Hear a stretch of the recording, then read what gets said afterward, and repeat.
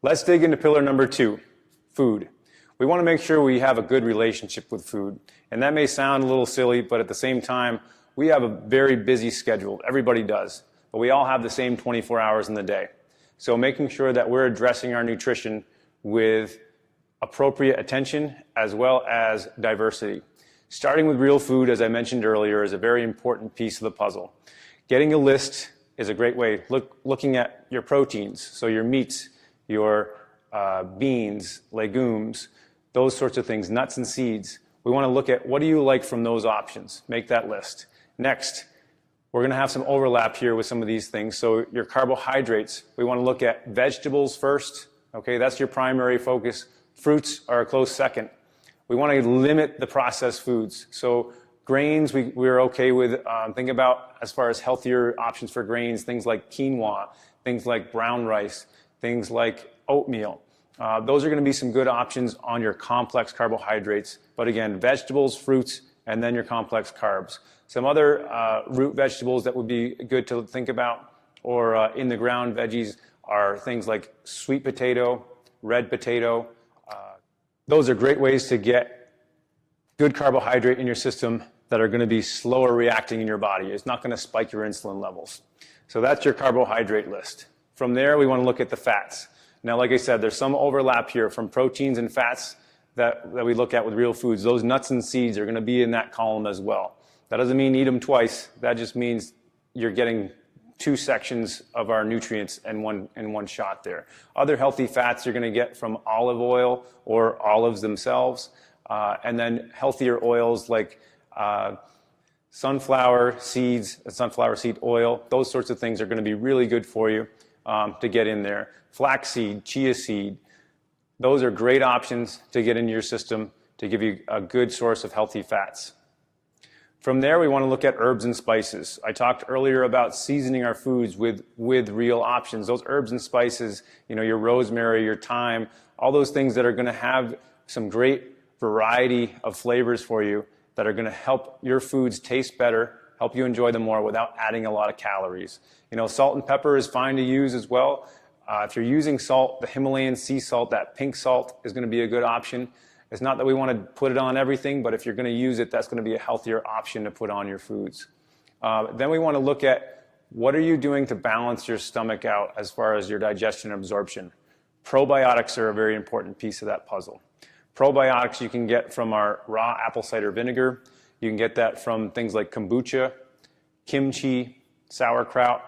Those are great options to get those healthy bacteria in the gut. It's going to break down those unhealthy ones and get them out of the system. It's going to help boost your immune system, boost your energy, and help you feel better overall. Those are a great starting point to get your food on track. From there, think about the combinations that you like when you're eating. And when I say when you're eating, it's not just about what time of day, but before or after your activity is very important as well. We want to avoid eating directly before an activity unless we have not eaten for a long period of time and you feel like you need something. We don't want those sugar levels to be rising and falling dramatically. So really being careful with getting a good protein and carbohydrate and fat combination. Being lighter on the fat if it's just before activity because fat will take longer to digest and absorb. Making sure that we're really being diverse with that and aware of, okay, I want to get a good hour and a half to digest before I'm active. At the end of our routine, say we get a really good workout in, the sooner we get our nutrition back on track, the better. So as soon as we start replenishing, good hydration, keep that water flowing, and get a good combination of protein and carbs after you do your workout. Again, we want to be careful with how much fat goes in because that's going to slow our digestion and absorption. After a workout, we want to get those muscles recovered, that muscle glycogen repaired sooner rather than later. So it's not that you can't have any fat in your diet right after a workout, but we want to be lower in that nutrient. We want to be higher in our protein and our carbohydrates. So a good combination example would be chicken and broccoli. You hear that a lot from nutrition folks a lot of times. So your greens, a salad with protein, that's going to be a great option.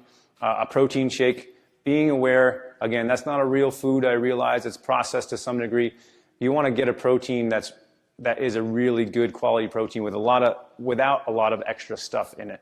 okay? A good clean protein with a fruit or even adding vegetables. You can sneak vegetables into your shakes. I like to throw carrots, peppers sometimes, different greens.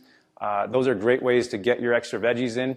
But again, you want to throw some fruits in there as well because it's not going to taste quite as good with just veggies and protein. And again, whole foods are always a first.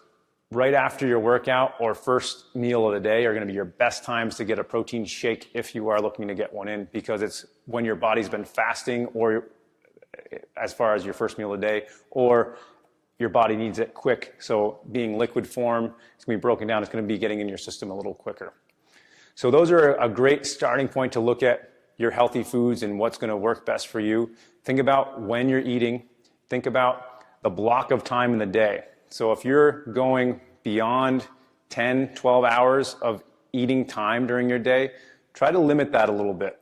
Now, it's kind of an old wives' tale to say, oh, I can't have anything to eat after 7 p.m. or I can't have anything to eat after 6 p.m. If you haven't eaten since noon and all of a sudden it's 7:30 p.m. and you just had a crazy day, that doesn't mean go to bed. You need fuel in your system. But just making sure that we're not spanning that eating time to work on really taxing our body by digesting throughout the night. We want to be careful with that. So again, the time of day, that block of time from when you first have your first bit of calories in the morning to when you go to the end of the day, those are really important to make sure you're paying attention to. If we can close those in a little bit, that's going to help put less stress on your body and help your body rest and recover a little more efficiently.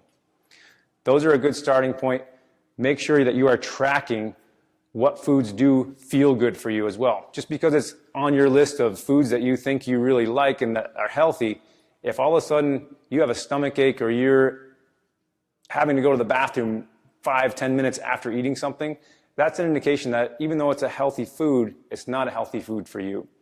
And maybe as your probiotics get better in your system with those kimchi, sauerkraut, kombucha, getting some of those things in your system, it may be a balance where a month down the road, it actually does work for you, but for the time being, exclude some of those foods that you feel do not digest well or make you gassy or not feeling good. That's my focus for your food for pillar number 2 at this point, but we can always dig a little deeper once we get some information back from you.